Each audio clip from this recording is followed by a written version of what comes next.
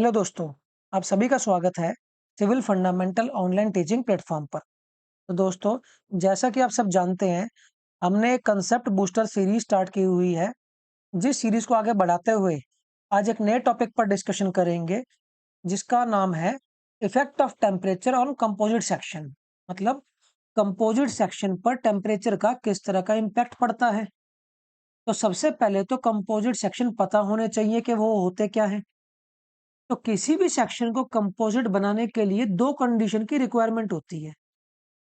सबसे पहली कंडीशन कि वो सेक्शन दो या दो से ज्यादा मटेरियल से मिलकर के बना होगा। मतलब मेड अप ऑफ टू और मोर मटेरियल। टू और मोर मटेरियल, एक तो कंडीशन है ये। और दूसरी कंडीशन बहुत ज्यादा इंपॉर्टेंट है।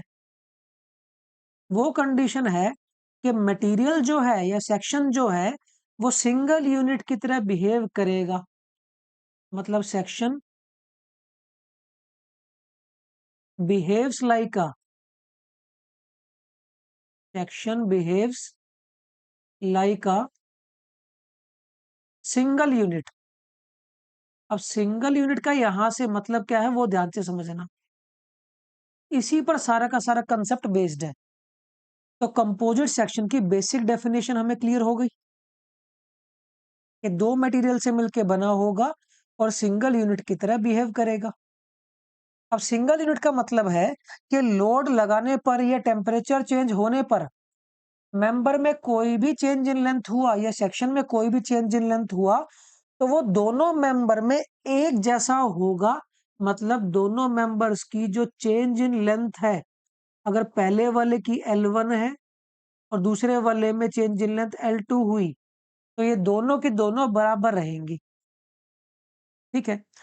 अब इन सेक्शंस पर टेम्परेचर का इफेक्ट किस तरह पड़ता है वो देखना है हमें। ठीक है, तो सबसे पहले तो टेम्परेचर का इफेक्ट किसी भी सेक्शन पर कैसा पड़ता है वो देखते हैं। तो अगर किसी भी मटेरियल पर मैं टेम्परेचर बढ़ा रहा हूं या टेम्परेचर चेंज कर रहा हूं तो उसकी वजह से हमने जो थर्मल स्ट्रेस पढ़ा था कि इस मेंबर में जो स्ट्रेस आएगा वो पढ़ा था ई alpha into delta T.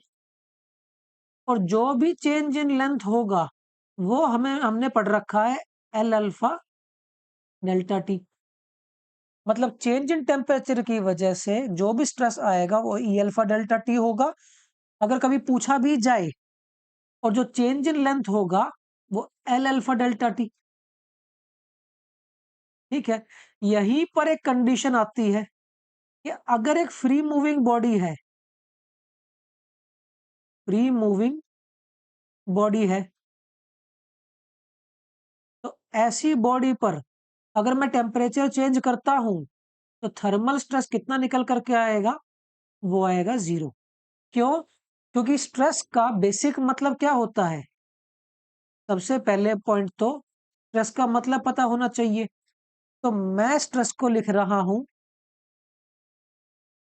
Stress equal to resistance. मतलब जो किसी भी मूवमेंट को रजिस्ट करे उसे ही हम बोलते हैं स्ट्रेस, अगर उसे पूरे एरिया पर कैलकुलेट कर लिया जाए तो। ठीक है। मैथमेटिकली इसे लिखा जाता था resistance force per unit area. But ये तो लोड की कंडीशन में हो गया। अगर टेम्परेचर की बात करी जाए तो अगर कोई फ्री मूविंग बॉडी है, फ्री मूविंग बॉडी मतलब उसमें कोई भी रेजिस्टेंस नहीं है। अगर कोई भी रेजिस्टेंस नहीं है तो कोई स्ट्रेस भी नहीं होगा। तो उसी की बात करी गई है कि एक फ्री मूविंग बॉडी में थर्मल स्ट्रेसेस हमेशा जीरो होते हैं अगर टेम्परेचर चेंज होगा तो यहां पर अब तक तीन चीज समझ में आई कि टेम्परेचर की वजह से स्ट्रेस कितना होता है, टेम्परेचर की वजह से चेंज इन लेंथ कितना होता है, और एक फ्री मूविंग बॉडी में हमेशा स्ट्रेस जीरो होते हैं। ठीक है। चौथी चीज क्या समझ में आई कि कंपोजिट सेक्शन एक ऐसे सेक्शन होते हैं जो कि दो मेंबर से मिलकर के बने होते हैं और सिंगल यूनिट की तरह बिहेव करते हैं। अब इन सेक्शंस पर टेम्परेचर का क्या फर्क पड़ता है हमें वो देखना है। ठीक है। दो केसेस है, ध्यान से समझना। एक में मेंबर फर्स्ट और सेकंड हमने जोड़ रखे हैं, और कोफिशिएंट ऑफ थर्मल एक्सपेंशन जो हमने पढ़ रखा है क्लासेस के अंदर, वो अल्फा 1 और अल्फा 2 होता है। अब मैं मान के चलता हूं कि अल्फा 1 ज्यादा है अल्फा 2 से। ठीक है भाई, अगर अल्फा 1 ज्यादा है तो हमारे पहले कंसेप्ट जो हमने चेंज इन लेंथ को एल अल्फा डेल्टा टी लिखा था, उसके अकॉर्डिंग अगर अल्फा ज्यादा होगा तो चेंज इन लेंथ भी ज्यादा होगा। तो हुआ क्या भैया, यहां पर पहली बार में टेम्परेचर बढ़ने की वजह से चेंज इन लेंथ भी ज्यादा हो गया। ठीक है सर, बट दूसरी बार का अल्फा कम है जो कि अल्फा 2 है। तो अगर अल्फा 2 कम है, अल्फा की वैल्यू कम है, तो सेक्शन के अंदर चेंज इन लेंथ भी कम ही होगा। ठीक है, ये डॉट डॉट से हमने चेंज इन लेंथ बना दिया। अब पॉइंट ये है कि अगर इस सेक्शन को कंपोजिट सेक्शन होना है तो मेंबर्स में चेंज इन लेंथ सेम होना जरूरी होता है। अब किताबों में समझाने का तरीका बहुत अलग है। ठीक है, किताब क्या कहती है कि पहला मेंबर दूसरे को आगे की तरफ खींचेगा और दूसरा मेंबर पहले को पीछे की तरफ खींचेगा। ऐसा नहीं होता, कहीं मिडल पाथ पे मिलना पड़ेगा ही नहीं। तो ऐसा मान के चलते हैं कि ये कहीं बीच में इधर मिल जाते हैं, सेक्शन 1 1 पर आकर के ये मिल जाते हैं, क्योंकि सिंगल यूनिट की तरह बिहेव करेगा। तो कुछ जो ज्यादा हुआ उसे थोड़ा पीछे आना पड़ेगा, और जो कम चेंज इन लेंथ हुआ उसे थोड़ा आगे आना पड़ेगा। तो किसी भी चीज की एक्सेस और किसी भी चीज की कमी हमेशा गलत होती है। अब जो ज्यादा है उसे कम कर दो और जो कम है उसे बढ़ा दो। चलो बढ़ा देते हैं सर। तो पहले मेंबर में तो मुझे कम करना पड़ेगा चेंज इन लेंथ, मतलब पहले वाले मेंबर में कैसा रेजिस्टेंस लगेगा, इसमें लगेगा कंप्रेसिव रेजिस्टेंस। कंप्रेसिव रेजिस्टेंस, और रेजिस्टेंस को ही तो मैं क्या बोलता था, स्ट्रेस या कंप्रेसिव स्ट्रेस बोल लो। Same as it is. दूसरी बार में क्या होगा, उसे आगे की तरफ खींचना पड़ेगा क्योंकि एक पर्टिकुलर जगह पे आके मिलना है। तो दूसरी बार में जो होगा वो टेंसाइल रेजिस्टेंस,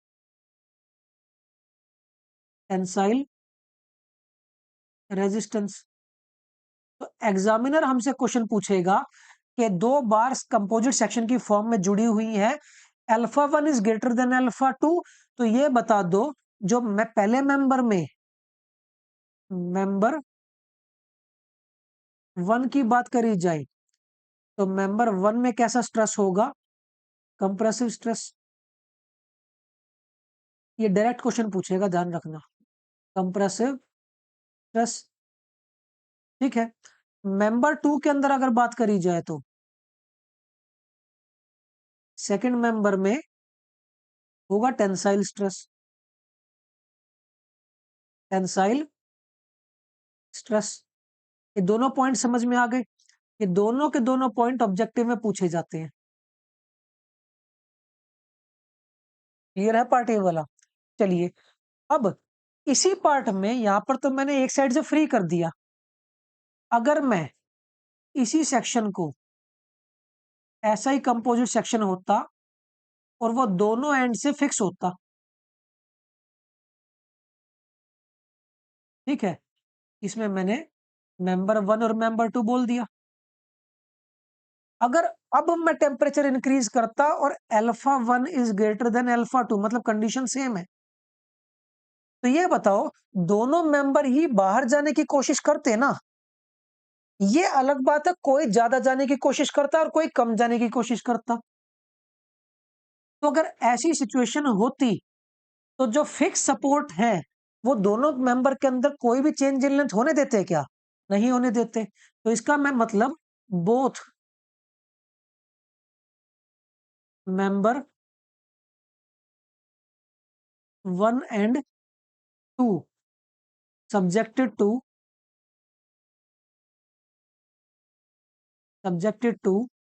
कंप्रेसिव स्ट्रेस। क्यों, क्योंकि ये मेंबर बाहर जाने की कोशिश करते बट ये फिक्स सपोर्ट इन्हें रोक लेता। कैसा लगा करके रेजिस्टेंस, कंप्रेसिव रेजिस्टेंस। तो दोनों केसेस को ध्यान से समझना, ऑब्जेक्टिव के अंदर पूछा जाएगा ये। ठीक है, जो पहला केस है हमारा, जब एक एंड से फ्री कर दिया हमने, तो उस सिचुएशन में जो इसमें ज्यादा चेंज इन लेंथ हो रहा था उसमें कम कर दो। कम कैसे करोगे? कंप्रेसिव स्ट्रेस लगा करके। और इसमें कम चेंज इन लेंथ होना था, उसे बढ़ा दो। समझ गए? ये चारों के चारों क्वेश्चन।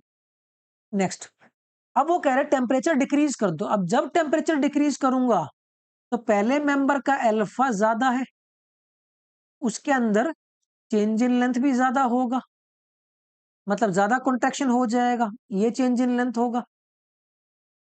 ठीक है, दूसरे मेंबर की बात करी जाए तो दूसरे मेंबर में चेंज इन लेंथ थोड़ा कम होगा, तो दूसरे मेंबर में चेंज इन लेंथ हुआ डेल्टा L2, अगर इसे नाम दिया गया L1 और L2 तो। अब इसमें भी सेम कंसेप्ट, दोनों को अपनी लिमिट्स को क्रॉस नहीं करना है तो कहीं बीच में आके मिलना पड़ेगा। तो पहली वाली बार में कैसा स्ट्रेस आएगा? उसे आगे की तरफ खींचा जाएगा। तो पहली वाली बार के अंदर आएगा टेंसाइल स्ट्रेस। ठीक है, और दूसरी वाली बार को कंप्रेस करा जाएगा, तो दूसरी वाली बार में आएगा कंप्रेसिव रेजिस्टेंस या कंप्रेसिव स्ट्रेस। इस पार्ट को समझ गए? ध्यान से समझना, बीच में लाइन खींच दो, ऑटोमेटिकली पता चल जाएगा कि क्या होने वाला है। ठीक है, तो इस केस के अंदर अगर बात करी जाए मेंबर वन में, मेंबर वन और यहां पर मेंबर टू, तो मेंबर वन में टेंसाइल स्ट्रेस, टेंसाइल स्ट्रेस, और मेंबर टू में कंप्रेसिव स्ट्रेस। तो याद करने की जरूरत नहीं है, जैसी कंडीशन एग्जामिनर बोलता है उस कंडीशन के अकॉर्डिंग ही हम चीजों को सॉल्व करके एक ही मिनट में आंसर निकाल लेंगे। अब एक इंपॉर्टेंट केस इसका और है, और वो केस क्या है कि अगर मैं दोनों एंड से फिक्स कर दूं, अभी हमने ऊपर केस देखा था, अगर दोनों एंड से सेक्शन को फिक्स कर दूं, एक मेंबर फर्स्ट और दूसरा सेकंड, फर्स्ट वाले का अल्फा वन और सेकंड वाले का अल्फा टू, और alpha one is greater than alpha two. अब टेम्परेचर डिक्रीज कर रहा है तो दोनों मेंबर ना सिकुड़ने की कोशिश करेंगे, ये अलग बात है, कोई ज्यादा तो कोई कम। बट फिक्स सपोर्ट क्या करेंगे, इन दोनों मेंबर को बाहर की तरफ खींचेंगे, तो रिजल्ट क्या निकल करके आएगा कि both member one and two subjected to subjected to tensile stress। तो इन शॉर्ट में मुझे सिर्फ मूवमेंट को अपोज करना आना चाहिए। ठीक है, तो सबसे पहले तो क्वेश्चन पूछेगा कंपोजिट सेक्शन की डेफिनेशन पर, ये पूछ लेगा थर्मल स्ट्रेसेस की वैल्यू क्या होती है, ई दे देगा, अल्फा दे देगा और डेल्टा टी दे देगा। चेंज इन लेंथ पूछ लेगा, या ये बोल देगा फ्री मूविंग बॉडी में स्ट्रेसेस कितने होते हैं। ठीक है, दूसरा, तीन क्वेश्चन तो ऊपर पूछ लिए। चौथा पूछेगा कि एक कंपोजिट सेक्शन है, टेम्परेचर इंक्रीज कर रहा है और alpha one is greater than alpha two, तो जिसका अल्फा ज्यादा उसमें कंप्रेसिव स्ट्रेस, और उसे रटने की जरूरत नहीं है, जिसका अल्फा कम उसमें टेंसाइल स्ट्रेस। और अगर दोनों को फिक्स कर दिया, तो फिक्स कर दिया तो दोनों के अंदर ही रुकावट आ गई, रोक लिया फिक्स सपोर्ट ने, तो दोनों में कंप्रेसिव। चार क्वेश्चन यहां पर, और चार क्वेश्चन हमारे केस टू के अंदर। तो जो कंपोजिट सेक्शन वाला पार्ट है, इसके अंदर 10 के आसपास क्वेश्चन इस तरह से फ्रेम करे जाते हैं, सिर्फ कंपोजिट सेक्शन के ऊपर ही। ठीक है, चलिए अब बात करते हैं अगले पार्ट की इसी के अंदर। अगला बात पार्ट है वॉल्यूमेट्रिक स्ट्रेन का। किसी भी मेंबर में वॉल्यूमेट्रिक स्ट्रेन कैसे निकाला जाता है, ये बहुत ज्यादा वास्ट कंसेप्ट है, बट इसका एक स्टैंडर्ड रिजल्ट है जो कि हमें याद रखना बहुत ज्यादा जरूरी है। सीधा क्वेश्चन आएगा उस स्टैंडर्ड रिजल्ट पर, गेट में भी पूछा जा चुका है और इंजीनियरिंग सर्विसेज में भी पूछा जा चुका है। तो हम उस स्टैंडर्ड रिजल्ट को 2 सेकंड में ही डिराइव करेंगे। स्टैंडर्ड रिजल्ट क्या कहता है, इफ अ क्यूब और क्यूबॉइड, चलो भाई मैंने बना लिया क्यूब इस तरह का, इस तरह का एक क्यूबिकल सेक्शन बना लिया। ठीक है, ये एक क्यूबिकल सेक्शन था, is rigidly held from all the sides. अब सारी साइड से इसे रिजिडली हेल्ड कर दिया, चारों साइड से इसे रिजिडली हेल्ड कर दिया। ठीक है, accept at the top, top को छोड़ करके बाकी सब जगह से फिक्स कर दिया। और टॉप सरफेस पर एक टेंसाइल स्ट्रेस लग रहा है जिसे बोल दिया गया सिग्मा। तो एग्जामिनर कहता है ये बताओ कि vertical stress, horizontal stress to vertical stress का रेशो क्या होगा। तो उसे समझने की कोशिश करो। मैं मान के चलता हूं ये स्ट्रेस वर्टिकल है। अब जब मैं इसे ऊपर की तरफ खींचूंगा तो साइड से जो फिक्स कर रखा है मैंने, क्या वो इसे ऊपर की तरफ जाने देंगे क्या? वो इसे ऊपर की तरफ नहीं जाने देंगे। तो इसका मतलब कोई ना कोई रेजिस्टेंस तो होगा रोकने के लिए। अब मैं मान के चल रहा हूं कि वो रेजिस्टेंस टेंसाइल ही है,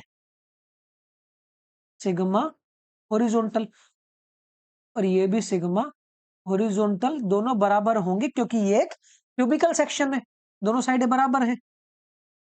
ठीक है, तो अगर मैं यहां से एक चीज तो समझ में आई कि अगर ये कोऑर्डिनेट एक्सिस है, ये एक्स, ये वाई और ये जेड, तो ये बात तो क्लियर है, जेड एक्सिस और एक्स एक्सिस में से चीजों को फिक्स कर रखा है, जिसकी वजह से जो स्ट्रेन होगा,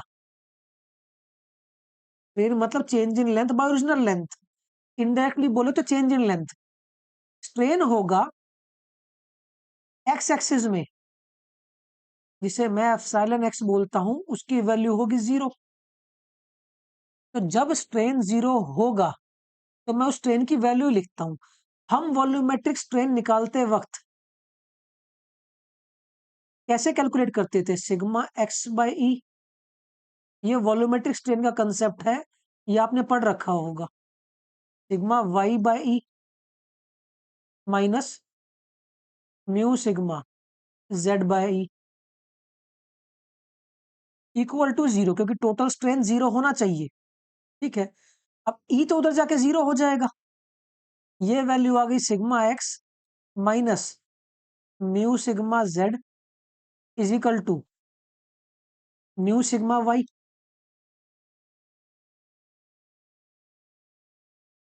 म्यू सिग्मा वाई। अब सिग्मा एक्स और सिग्मा जेड तो बराबर है ना, दोनों ही सिग्मा हॉरिजॉन्टल हैं। ठीक है, तो मैं अभी के लिए इसे सिग्मा एक्स ही लिख रहा हूं, minus mu sigma X is equal to mu sigma Y. अब सिग्मा एक्स अगर मैं कॉमन ले लूं तो मेरी वैल्यू आ जाएगी 1 minus mu equals to mu into sigma Y. तो फाइनली मेरा स्टैंडर्ड रिजल्ट क्या आया? Sigma X by sigma Y, मतलब हॉरिजॉन्टल बाय वर्टिकल, इसे मैं हॉरिजॉन्टल बाय वर्टिकल भी लिख सकता हूं। ये वैल्यू निकल करके आई म्यू बाय 1 माइनस म्यू। ये ऐसा स्टैंडर्ड रिजल्ट है जो एग्जामिनर सीधे क्वेश्चन की फॉर्म में पूछ लेता है। बहुत ज्यादा इंपॉर्टेंट है भाई। अब क्वेश्चन कैसे फ्रेम करेगा वो देखना इस पर। If a cube is rigidly held from all the sides, सारी साइड से रिजिडली हेल्ड है, कंप्रेसिव स्ट्रेस दे रखा है टॉप पर, मतलब सिग्मा वाई की वैल्यू दे रखी है -10 न्यूटन पर एम एम स्क्वायर। ठीक है, और पूछ क्या रहा है? What is the axial stress, मतलब सिग्मा एक्स पूछ रहा है। और एक और चीज क्या दे रखी है? म्यू, जो कि है 0.30। ठीक है, तो अगर मैं यहां से sigma horizontal by sigma vertical calculate करूं तो वो होता क्या है? Mu by 1 minus mu. तो यहां से अगर सिग्मा एक्स की वैल्यू कैलकुलेट करूं तो सिग्मा वाई की वैल्यू तो है 10, म्यू की वैल्यू है 0.3 और नीचे 1 माइनस 0.3। तो मेरी सिग्मा एक्स की वैल्यू कितनी आ गई? ये -10 था, -4.28 न्यूटन पर एम एम स्क्वायर। अब क्वेश्चन कितना सा छोटा है और हम सॉल्व करने में उसे कितना टाइम लगाएंगे अगर हमें स्टैंडर्ड रिजल्ट नहीं पता होगा तो। इसके आगे माइनस लगा देना तो हमारा ऑप्शन हो जाएगा सी। समझ में आ गया वाला पार्ट। तो ये स्टैंडर्ड रिजल्ट है जो एग्जाम में पूछा जाएगा, इंपॉर्टेंट स्टैंडर्ड रिजल्ट। क्वेश्चन 10 ही सेकंड का है बट रिजल्ट पता होना चाहिए, वहां पे सॉल्व नहीं करी जाएंगी चीजें। चलिए अब बात करते हैं कि वॉल्यूमेट्रिक चेंज कैसे निकालते हैं अगर कोई हाइड्रोस्टैटिक कंडीशन है तो हमने पढ़ा था किसी भी स्ट्रक्चर में अगर वॉल्यूमेट्रिक स्ट्रेन मुझे निकालना हो, मतलब change in volume by original volume, तो वो होता है sigma X plus sigma Y plus sigma Z by E into 1 - 2 mu. ऐसा ही हमने एक स्टैंडर्ड रिजल्ट पढ़ रखा है।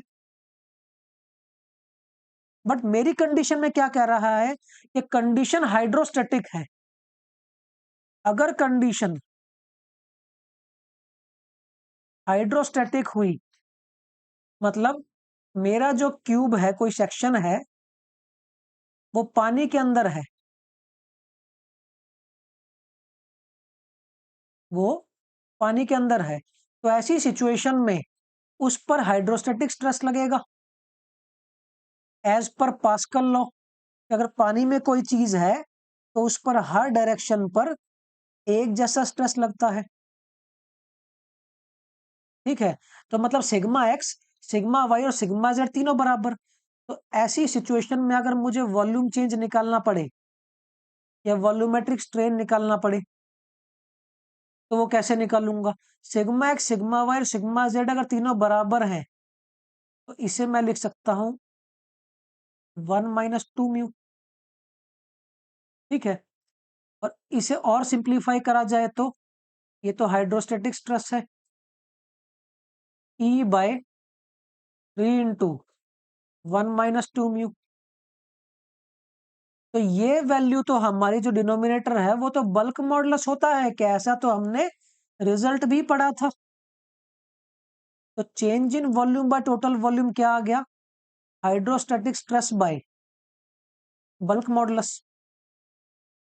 ये एक ऐसा स्टैंडर्ड रिजल्ट है जिस पर डायरेक्टली इंजीनियरिंग सर्विसेज में क्वेश्चन पूछा जाएगा और पूछा गया भी है एक बार शायद। ठीक है, अब क्वेश्चन किस तरह से पूछा जाएगा वो ध्यान से समझो। A cube having size 20 mm, एक क्यूब है जिसका साइज 20 mm है। ठीक है, is placed under sea water with a hydrostatic pressure of इतना, मतलब सिग्मा एच की वैल्यू दे रखी है 1330 kg पर centimetre square. Change in volume calculate करना है और के की वैल्यू भी दे रखी है 1.33 इंटू 10⁻⁶ kg पर सेंटीमीटर स्क्वायर। तो अगर अब मुझे यहां से change in volume by original volume लिखना हो तो मैं hydrostatic stress by bulk modulus लिखता था। इसमें अगर चेंज इन वॉल्यूम कैलकुलेट करना पड़े तो हाइड्रोस्टेटिक स्ट्रेस है 1330 और बल्क मॉडुलस को मैं लिखता हूं 1330 इंटू 10⁻³ और क्यूब का जो वॉल्यूम है वो कितना होता है? एक ही क्यूब, मतलब 20 × 20 × 20, यही होता है वॉल्यूम ऑफ क्यूब। तो अगर मैं इसे सॉल्व करूं, अब 0 से 0 काट दूं तो मेरा चेंज इन वॉल्यूम क्या आ गया? 8 सेंटीमीटर क्यूब। क्लियर है? तो इस चीज को ध्यान रखना, इस पर एक स्टैंडर्ड रिजल्ट पर क्वेश्चन पूछा जाता है। एक क्वेश्चन तो था ये, दूसरा क्वेश्चन था कि आपसे ऐसा क्वेश्चन दे सकता है कि सारी साइड से फिक्स कर रखा है और एक साइड से ओपन है, और 8 से 10 क्वेश्चन हमने ऊपर कवर करे थे। तो टोटल मिला के 10 से 15 क्वेश्चन पूछे जाते हैं इन टॉपिक्स पर। क्लियर है पार्ट ए वाला? तो दोस्तों इसी के साथ हमारी बूस्टर सीरीज की एक क्लास कंप्लीट होती है। आप सभी चैनल से जुड़े रहिए ताकि आने वाले समय में सभी इंपॉर्टेंट कंसेप्ट आप सीख सकें। हमने बूस्टर सीरीज की वीडियो की एक प्लेलिस्ट बनाई है, जिसका लिंक आपको डिस्क्रिप्शन में मिल जाएगा। और इस क्लास की पीडीएफ के लिए आप हमें टेलीग्राम पर जुड़ सकते हैं, और पेड कोर्स के लिए आप सिविल फंडामेंटल ऐप को डाउनलोड कर सकते हैं, जिसका भी लिंक आपको डिस्क्रिप्शन में मिल जाएगा। तो मिलते हैं दोस्तों बूस्टर सीरीज की अगली क्लास में। तब तक के लिए पढ़ते रहिए, अपना ध्यान रखिए। See you in the next class.